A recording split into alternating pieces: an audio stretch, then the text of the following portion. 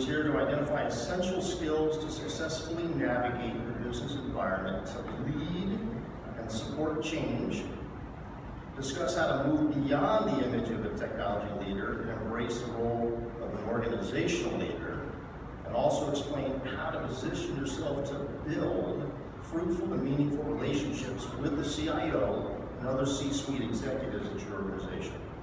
So I'd like to introduce George Buddy Hickman. Buddy is Executive VP and Systems CIO for Albany Medical Center in New York's capital region. Buddy's responsible for overseeing all information technology and data analytics activities throughout the academic health sciences system, its hospitals, physician faculty practice, and medical college. Prior to joining Albany Med, he was a healthcare IT partner with Ernst & Young. This is Buddy's third academic CIO post. He's also worked with PwC and started his career as a hospital project engineer. He has worked with health provider organizations across the U.S., as well as for the Ministry of Health in Singapore and the UK Health Authority, and he publishes frequently on healthcare IT and operational change topics. He was awarded the 2007 FCHIME John E. Gall Junior CIO of the Year. He's a former board chair, former foundation board chair, a charter member, the current Education Foundation board chair, and is a life member and fellow of CHIME. He's also a CHIME Healthcare CIO Bootcamp faculty member, or he was earlier this week, which is why he's ready to give his last speech and depart. He holds a BS and an MS in engineering from the University of Tennessee. Please join me in welcoming Buddy to the board. Thanks, everyone. I appreciate all of you being here. This thing called AEHIX, I think, is a really good idea. And if you look around, you're wondering, what is it going to take to grow this organization? Think about what you might do to give yourself into it, and what you might say to the CHIME AEHIX leadership team as to how you get them engaged in the way you want to see them engaged so it grows. I remember back 25 years ago when I got that first phone call from John Glasser out of Boston, a very young CIO, and John was like, hey, we're one club, and it was, 60-something of us, I think, Ross, if I remember the number, that got together to form CHIME. You see what CHIME looks like now? You can do the same thing if you want, okay? It's just a matter of leadership. So what I want to talk about today, as I look around and find a clicker, I want to talk about leadership, but not in a grandiose way, sort of like that setup I just got, more so in a very personal way. Personal way in the sense that I'd like to tell some stories about people who shaped me, what I call people who are voice givers, all right? And I'll explain that term as we go along. I could have talked about, in fact, my first draft, I started listing people off. I had 37 people that I wanted to talk about. I'll save that for the book, all right? I distilled this down to, I think, 16. If I did the count right, I could also call this talk, in addition to life leadership lessons that I learned from, I could call it what I learned from my mom, Dr. Stephen Covey, and others who gave me my voice, okay? So I got a request. This will be a little bit different than the other things you've been doing. I'm going to ask that you open yourselves a little bit. I want you to be a little bit selfish and introspect. Think about yourself while I talk. I want you to think about, as you understand from my perspective, what a voice giver is, who those voice givers have been to you. And I might have another question or two by the time I'm done. Here's what I'd like to ask you to leave. Okay? So with that, first lesson. High school English teacher, Mrs. Diane Rutherford. Okay? What I would say about Diane is that of all the teachers and all members I have, which I'm sure you all do, were to take the time to think about grade school through high school, somebody that meant something very significant to me was this teacher. She, at times, was just that, an English teacher who tried to help me get it right. And she was a champion for me in all kinds of ways in school, and things I got myself involved in. She was a guide, and I can even say that she was a protector of us. She was very important to my development. So I learned from her. In fact, I might have chosen other career courses given maybe some of the gifts I had with regards to that other side of me, but she also helped prepare me for a technology career way back when. I'll tell you a little quick story about her. And it starts with some words like proverbs, non-binary, and resulting. What do those words have in common? They aren't words. Fred got them. They're not words. I used them in essay papers. Because I was oftentimes making up words. It started with, prefix, some base, and a suffix, or whatever. And usually I got an eye roll. I remember one day she was handing papers out, and I had a 98 on a paper, and I put my head down, and she goes back to her desk. She keeps looking around the room, and I got my head down. She comes over and says, "What's wrong?" And I said something like this: "What would E.E. Cummings have done if his high school English teachers did something to stifle his creativity?" She gave me one of those, took my paper, sat down, kept staring at me. She shook her head, marked it, brought it back, and gave me an A+. So, the lesson I got from her is to nurture creativity. She allowed for that. She gave me room. Another lesson. Jeff, you heard this one. My first boss in college was a guy named Colonel Ira T. Sliger Jr., who's actually very ill right now. He was a U.S. Army soldier who graduated in the early 1940s from the University of Tennessee, its Corps School, to be shipped over to fight in World War II. Colonel Sliger hired me in his retirement job, sort of. When he came back to the university eventually, after all of his accolades, they made him the Department of Recreation. Okay? So he ran this brand new, huge student aquatic center complex. But in the meantime, I can say way back when, he told me the stories of fighting in the Battle of the Bulge. He told me about this young French lady that he met and liberated the village at one point with a smile on his face. I know he fought in Korea. He was on General Westmoreland's staff in Vietnam. I can remember when the Iranian embassy was taken over, the American embassy was taken over in Iran back in the late 70s. I was a student at the time. And with his intensity, he came marching into my office as a student supervisor, stood over me, and said with this fierceness, if I had my 45 and a way to get him, I'd shoot that Comedian right between the eyes. Which I just went, "Yes, sir, Colonel." He's a very intense man. I learned a lot from him. He had us wear uniforms as student workers. Now, can you imagine on today's university campus telling a public university, kids working as student workers, you have to show up in this really rigorous uniform. Your hair had to be cut. If you grew whiskers, you had to declare that you grew. So that it wasn't you just slept in and didn't shave. One day he lined us up in this big, long office of his, mahogany table, wall paneling on the walls, more decorations everywhere, and proceeded to dress down a group of about a dozen of us, just like you would expect an Army officer of the old Army to do. When he was done, he said, "Now get out of my office." And we all turned and we were headed out, marching out as quickly as we could. And to the last person who was behind me, he said, "Close my door! Slam it!" He wasn't even going to dignify us enough to get up and close the door himself. Right? He was an intense man. He was a warrior. And some of you know that as we, as archetypes grow, we carry those parts of ourselves as we develop more with us. So some of you may have that warrior still alive in you, or other elements of you. But I learned from him, okay? But what I learned from him was that indeed,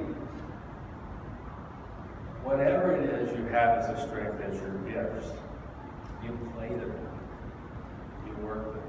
It's a leadership lesson.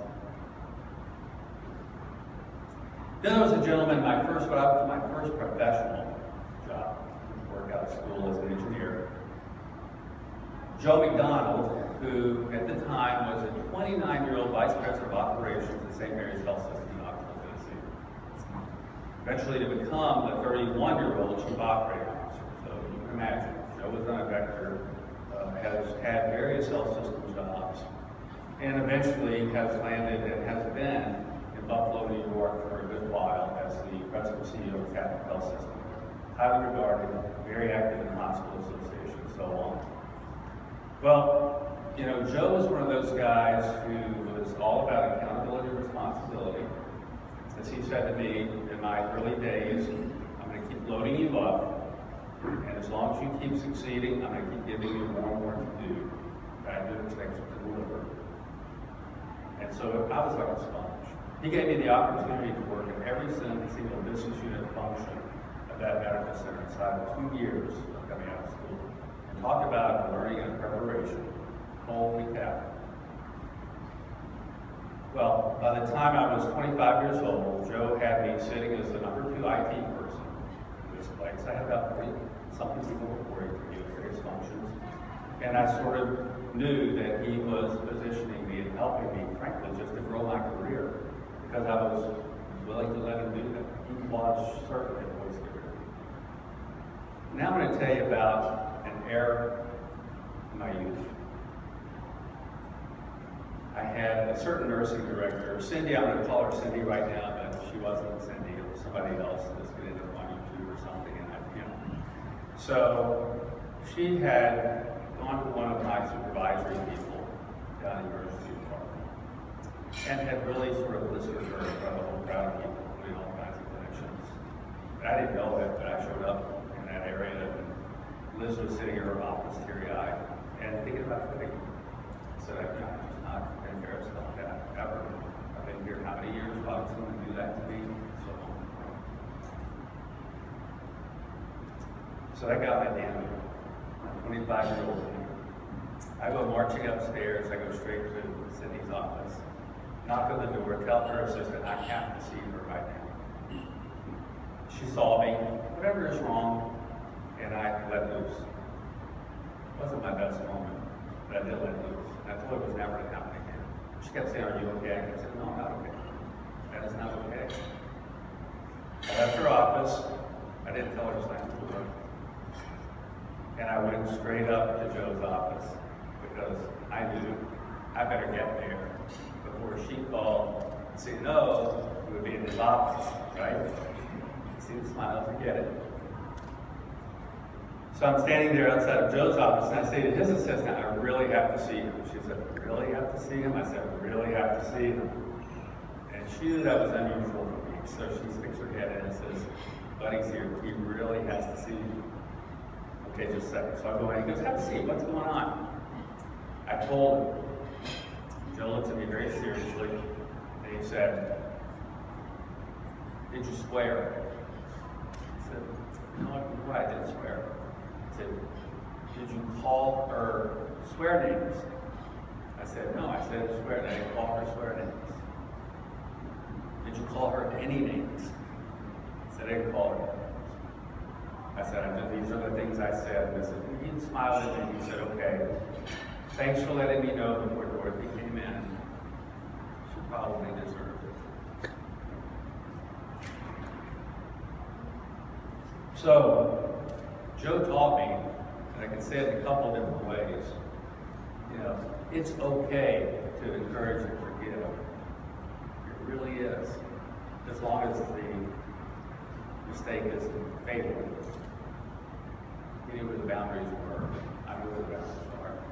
And as many of you have heard people say, you know, not all good is rewarded, but also more bad punished. Now, talking about finding voices, I had the good fortune to sing under Robert Page in Pittsburgh for several years. He has all sorts of accolades, but my time with him was singing with the chorale that sang with the Pittsburgh Symphony Orchestra. And I also had the good fortune that Bob took me seriously enough that when I approached him and said, "I would like to have more than a pedestrian voice coach," which I seem to have had a lot of over my years, "who should I see?" And he said to me, "Let me think about it." He mumbled to a couple of people and he said, "I think you ought to go see Lorenzo Malfatti." Now, I didn't know who Lorenzo Malfatti was. Okay? I learned later that Lorenzo Bonfatti was a world-renowned baritone who had done his first tour in Europe with a few musicians who get this. Charles Ives and Aaron Copland back in 1900s, contemporary composers, used to live in the home of Ralph Vaughan Williams during the summer and study with him. And he ran an opera school in Italy every summer, as well as had been in a number of different places. And Lorenzo decided not to hem me on, but to work with me. And it was the most fun I've ever had with an application like that in my life. And remember, I'll always have. Well, Bob gave me that opportunity, right? And so I won't forget Bob.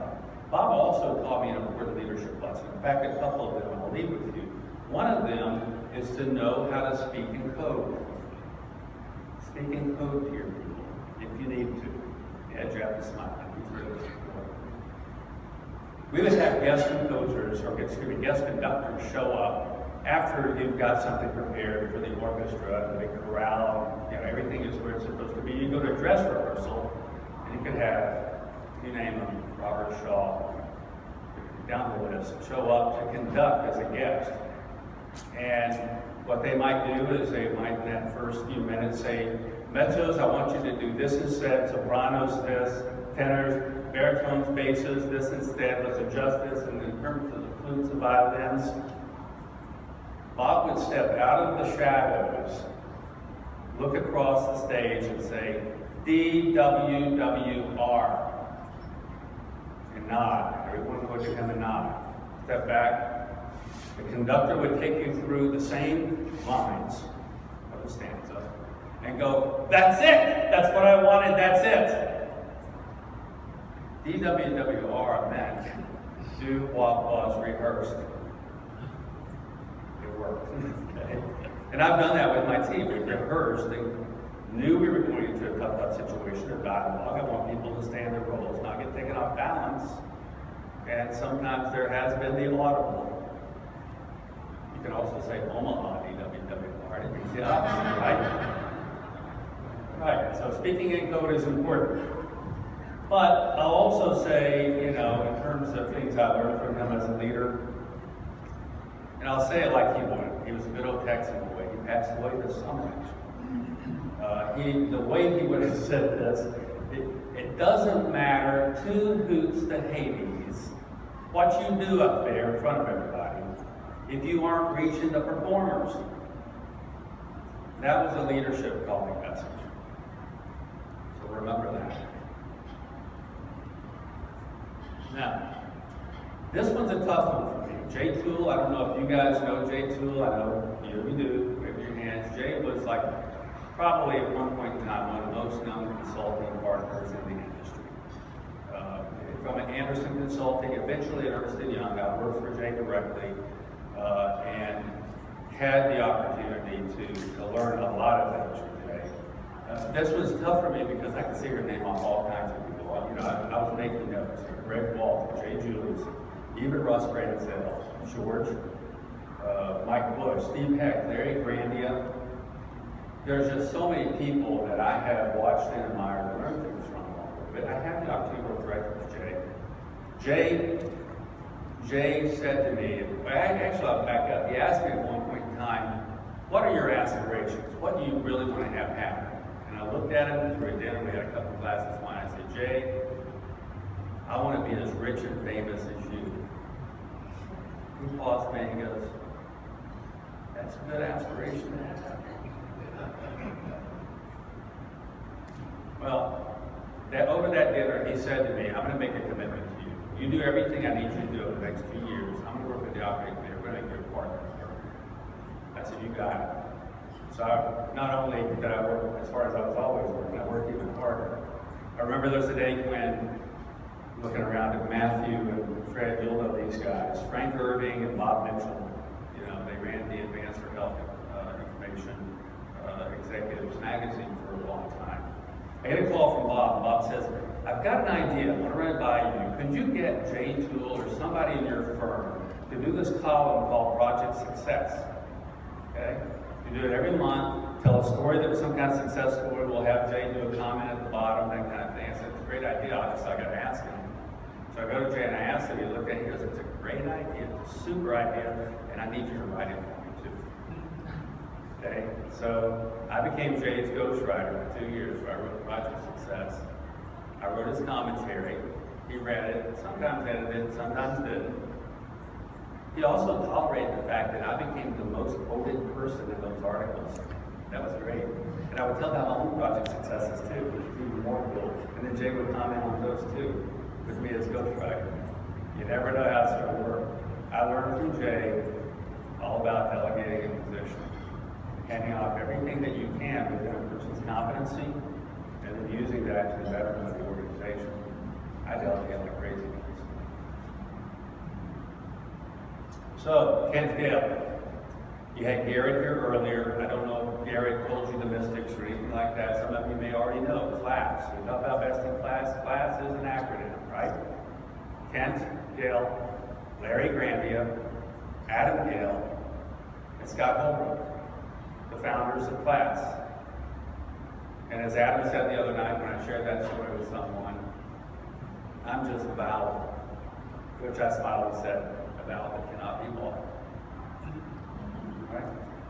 Well, Kent is one of those people I developed a remarkable relationship with when I was on the HIMSS board, eventually on the LFCHIME board as well. I can tell you, he is one of those men that, if you come to know him personally, you understand he is genuine, authentic. Everything about him is sort of the integrity that you would expect or want from the person sitting across from you. He's older and wiser. He's given me all sorts of advice along the way. He allowed me to serve on his advisory board for a time, which was a very good experience as well.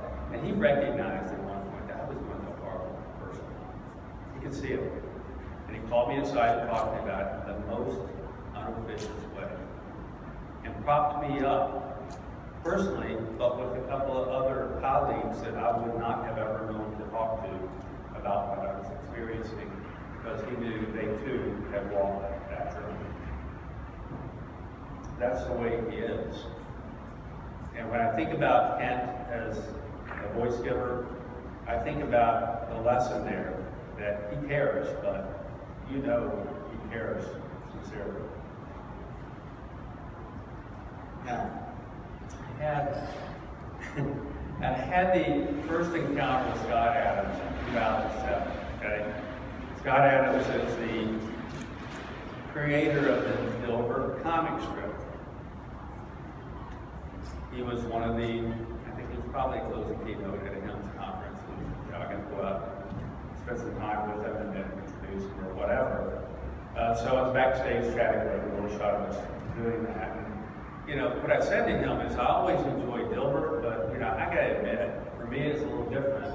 We got a cartoon or two up here. I don't know if you get the visual. Dilbert's boss, that's my plan. What does everyone think? Brilliant. That's the best plan ever made. Wow, who, why, you the man. That's the type of honest feedback we need. I love it when you exhale in my direction. Or, how much budget do I have for my project? I can't tell you. If you knew what your budget was, you would spend it. Can you at least tell me what our company strategy is?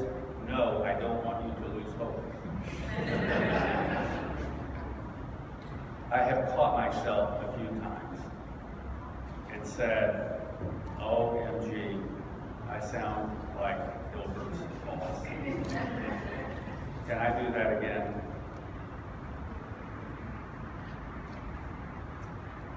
John Cotter. How many of you know of Dr. John Cotter? I got a few hands for sure. If you're a camp read, definitely know about John Cotter. His 8 steps for leading change. I had the opportunity in 1999 to go to Cambridge, Massachusetts to an incubator class that he was doing with Ernst & Young partner leaders. And I guess what I learned at that time was just a couple years prior, he had rewritten Leading Change, renaming it The Heart of Change. And what I learned about was also, in addition to how he thinks about leading change, he, like Dr. Peter Senge, who's another notable management science author out of Cambridge, Mass, those two wonderful institutions there. I learned how Dr. Cotter had his personal epiphany around this notion you have to do something that gets to the intrinsic beliefs and values that people carry. And I expect that you might be our industry's next round of change leaders. So tune into that message, because as he would say, change requires the heart. So that relationship thing is pivotal. Now, another name for you. How many of you know who Dr. Gary Chapman is? Can I get a show of hands? Wow, got guys that know who Chapman is. And usually, from a gender standpoint, get more women to raise their hands. See if this helps. Gary Chapman wrote the book, The 5 Love Languages. Does that resonate with some of you? Yeah, my wife made me do that. I know what you're talking about. All right, 5 love. Who knows what the 5 love languages are? Anybody want to name them? Please go for it. Give me one. Gifts, giving of gifts. Quality time. Acts of kindness. I'll use the word service. To use his words, acts of service. Words of affirmation. One more. Physical touch. You guys have read the book. That's great. Some of you might not know also a little backstory. Gary Chapman is also who did the marriage counseling, family counseling for Frank and Captain Gifford when they had the big mess with their marriage. It was all public and all that sort of thing. Well, so these 5 love languages. The theory is that we tend to give love in the way that we're really wanting to receive love. So if I'm a words of affirmation kind of guy, and a physical touch kind of guy, that's what I'm going to do, and that's what I'm wanting back. But if I'm with someone who's all about acts of service and gifts, that doesn't connect. Be well. So he said, you got to get tuned into this. You got to realize, if you're lucky, you are with a person that your love languages are the same. But if it didn't work out that way, you got to learn how to do the work of the relationship and give that person what they need, and vice versa, by understanding that. Okay? If you went out to this website, you can see a little tool to help you do that measurement and all that. A lot of stuff that's freebie out there. In fact, there's a what is your appreciation language? You got a little assessment out there about what do you do with anger and other such things. Good stuff. Well, anyways, what I say to people that work for me is when I bring this up in the context of, say, my direct reports meeting, I try to remind people we have a language that's all of our own. We're sitting back here listening to the panel who are saying remarkable things, and even the questions being asked on the floor, which were also telling a story. But how many people in the C-suite would understand the dialogue that was occurring? I know how you feel about it based on the call you got, right? Most would. And most of them don't want to hear it that way. So the message is adjust. Okay, if you're going to be a leader in the C-suite and in the boardroom, you have to adjust. You can't talk like the security guy or the IT guy and so on. Sure, you're bringing that message and it's important. They go, that's not fair. They talk clinical stuff all the time. They talk legal stuff. They talk bond financing instruments, and so it's all its own lingo. They don't want to hear they don't understand ours. Okay? Remember, that just means you're special. You have gifts that others don't have. Okay? So, the whole message is really speak the other person's language if you want to move them as a leader. Now, what kind of keynote would I be when I'm talking about the most important people in my life that have been my voice givers if I didn't talk about my 2 girls, Gracie and Hope? Gracie, Hopi, Hopester, Princess, Pumpkin, they have preferences. I know not to mix those up. Those of you parents appreciate that. 2 quick stories. It was Thanksgiving. We were at Disney. We were having Thanksgiving dinner at the Disney property. The kiddos all dressed out in beautiful little gowns. Been having a great time that week in the parks, etc. We go down to sit down to have our big meal. Out comes the waiters, many of them, with our meals prepared on trays with these beautiful little silver silver covers on them, and they're presenting them around the table. They take the silver covers off all at the same time. The head waiter steps forward and says something like, "Is there anything else that you need?" To which my 4-year-old Grace says, "I think someone forgot the ketchup." Now, those of you who have kids know this runs a long way. I was out the other day with Hope. Hope reminds me all the time. Hope is now a sophomore in high school. Grace is a senior. We were out on a Sunday afternoon. We'd been somewhere, and as we're coming back into my neighborhood, she looks for estate sale signs. And she tells me every single time she brings this up, "Dad, I don't like yard sales. I don't like garage sales. I like estate sales because I get to go in people's houses and look around." I don't know what that means. So we stop at an estate sale. We go in, we wander around upstairs, we go down into this basement. This basement is dark and dank. We're down there by ourselves. She goes walking by an open closet, no door on it, it's just an open closet. And as she's walking by this closet, she looks and goes, "Oh my God, I thought that was a mirror and I couldn't see myself." You can't make this stuff up. So, those of you who have been blessed with children, you know people don't come with instruction manuals, whether they're kids or those people sitting across from you at work, boardroom, C-suite, wherever. Okay. Now, I got a quick story on 3 on this one, okay?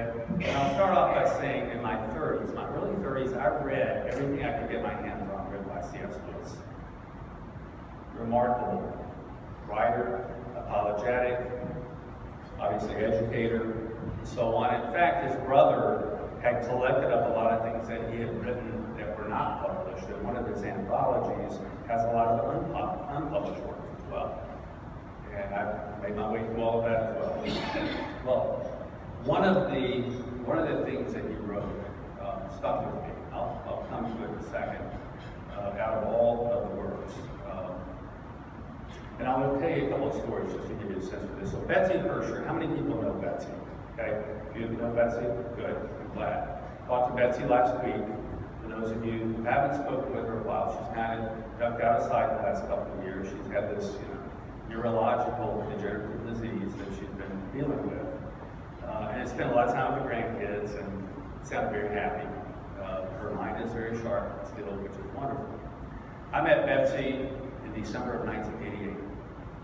She was interviewing me for my first CIO job. I was 28 years old, okay? Interviewing for a 1,000-bed hospital CIO job in Pittsburgh. I was a consultant, had been around the world, knew people in the site, people trying to pull me into the organization. It was a turnaround job, it was a mess. VP had been fired, one person had been fired, the big consulting firm had been fired, they were talking about lawsuits, how to fix this mess, all the money for a 5-year plan of this mess. It was ugly. And as soon as we exchanged pleasantries over there, she looks at me and she goes, "You have no business being a CIO. You're a kid." Now, if pop culture was what it would have been, I would have looked at her and said, "I want to be the Doogie Howser of CIOs, Betsy." But there was no Doogie Howser yet, okay? All I could do is tell her, I really think I can pull this off. I know some of the people there. I know what the problems are. If I get half a chance, yeah, but we've been back and forth for the first 20 minutes of the conversation was a debate. She was laughing about it the other day when I called her. She goes, "Remember the first time?" Oh, yeah. But that's the way she always was with me, too. I mean, because I got the job, stayed in contact. I remember many times across the years, I call her up for advice about this thing or that thing, or vice versa, as it turned out. I remember one of those HIMSS meetings that fell over Valentine's Day, when Hersher invited me out with the 7 women that worked for Hersher Associates at the time, the #1 CIO search firm in the country in healthcare. The person who put the name CIO on the boards in the healthcare provider industry. That's what Betsy did with her colleagues. And they all invited me out to Valentine's Day dinner, 7 women in red dresses and me. And we sat there and talked and laughed and told personal stories and all that. Just a wonderful group of people, many of which were here this week. I know the guys who would keep them. And the Rogers on team and so on. Great people. So, Betsy and I have shared so many things on telephone calls over the years. All kinds of forgive me, she would call herself to you my Jewish mom. Okay? Because she really wanted to grow me and develop me, and give me a voice, as a voice giver. Now, Fawn, how many of you know Fawn Lopez? I know my publishing folks do, some of you might otherwise. Quick story on Fawn.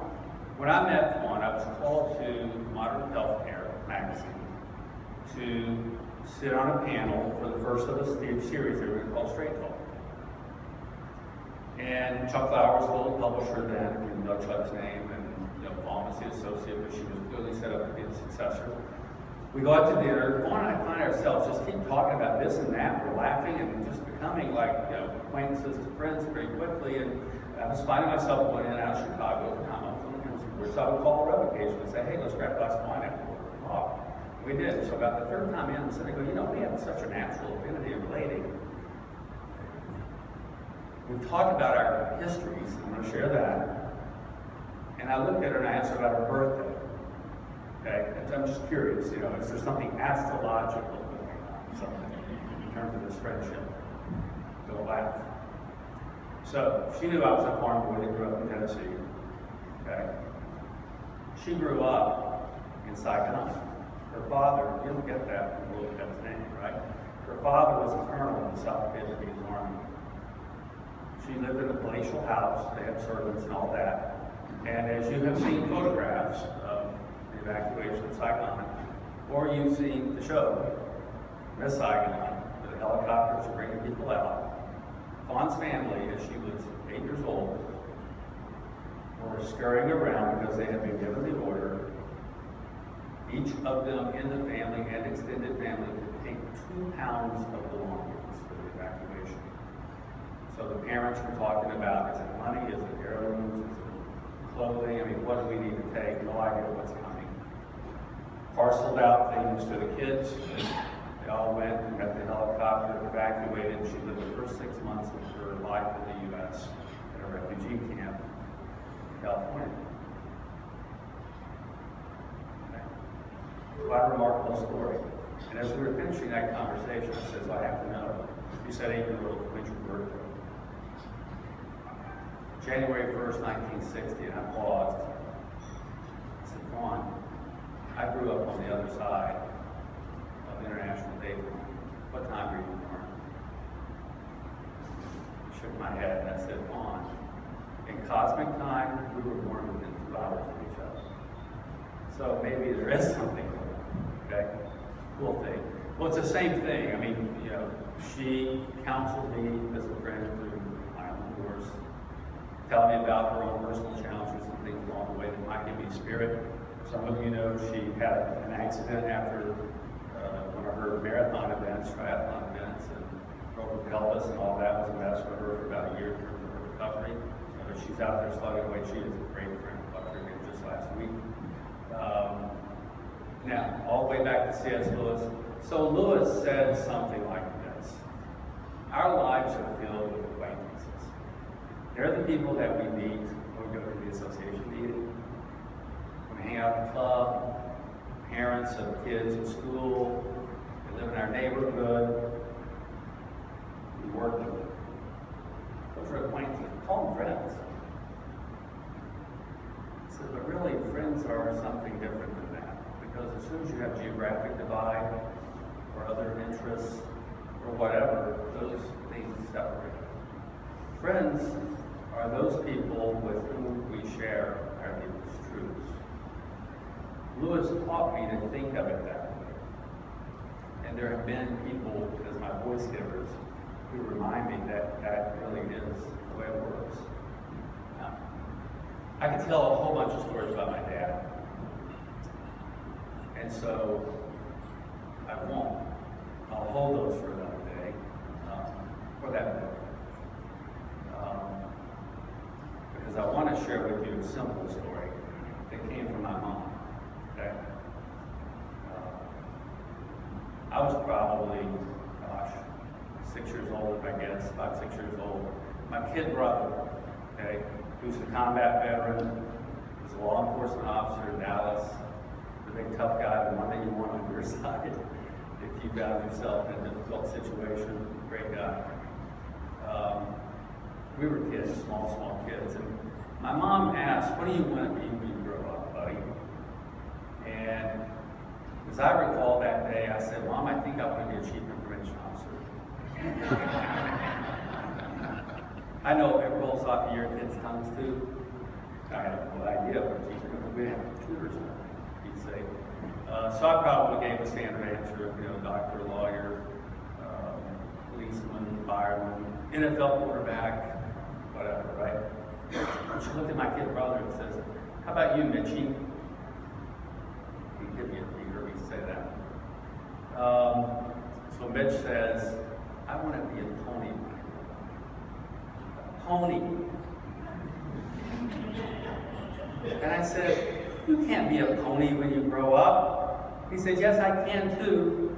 I said, "You can't be a pony when you grow up." He says, "Mom, he says I can't be a pony when I grow up. I want to be a pony." And Mom looked at him and looked at me and smiled, and she said, "You can be anything you want to be when you grow up." It is true. So, the thing with the pony kind of brings me to this place that I have to talk about Dr. Stephen Covey. Because while the pony didn't make sense then, it makes perfect sense to me today.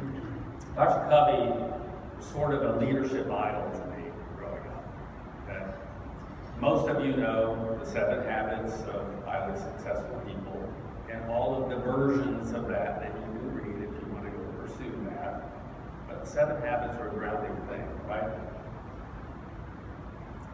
How many of you know his book, The 8th Habit? Can I get a sense for that? A few of you. Okay, well, I'm going to talk about The 8th Habit. It was the last book he wrote, okay, before he passed away a few years ago from this tragic bicycle accident. I met Dr. Covey in person again when I was on the HIMSS board, I think as a chair. He was a closing keynote. I remember walking into a room about this size, HIMSS board members, the HIMSS management staff, certain of the sponsors were in the room, and so on. He was on the opposite side of the room with Steve Lieber. I come walking in, he spots me, so staff obviously briefed him, I was the board chair, and he sees me across the room, and he looks at me and he goes, "I like your haircut." And I knew we were going to be okay. All right? I get in the corner with him. I've got a bunch of books. I got The 8th Habit. He goes, "You read this?" So we go back and forth back. I said, "I got really stuck right here." Flipped open to a certain page. I don't know what you were talking about. So he stood there and patiently explained it to me.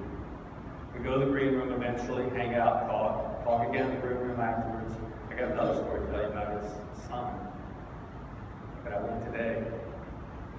But we had the same kind of episode just a few years later, 6 months after his father died. Really pretty remarkable experience. Anyway, so Dr. Covey was remarkable. And just being in his presence and his kind of wisdom that exudes and the ease in which he converses with him and so on and so forth. But I want to say this. I didn't kind of get all of this initially when I read it, but when you read about the 8th Habit, the first half, 2-parter of the 8th Habit is to find your voice. And I hadn't really connected with this whole voice giver thing yet, that I kind of made my shtick today. But then I started thinking about that along the way and how many people had worked with me to help me find my voice. And maybe I was working too, I pursued it. And I spent a lot of time in professional associations doing a lot of stuff, other things from a leadership standpoint, state advocacy, federal advocacy, whatever. I don't think that finding your voice always happens as an accident. Okay? I believe all of you probably know that. But you do have to seek, and you have to be open to it. You have to let other people shape you, give you a sense of where your voice is. So that's the first part of it. But then the second part of it is he says to us, our jobs after that, when we begin finding that we have a voice, leaders, is to help others, inspire others, to find their own, find theirs. Okay? And I do believe, again, sort of like this T.S. Eliot kind of weird circle thing, that I find myself up here talking about voice givers, because I want you to find your voice. If you have already, I want you to figure out how to be a voice giver. So I leave you with a couple of thoughts, serious thoughts. I ask you to introspect. I ask you to think about who your voice givers might be. And when you think about it, remember to thank them somehow. Give them a little tribute. But then ask yourself, what are you doing to give voice to those around you as a leader? Because that's the next thing that you're supposed to do. I hope that you'll have the confidence to know that you're always ready and available to do that for those around you. And I'll close by giving you the blessing that Dr. Covey gave me, which is live life in crescendo. That's all I got.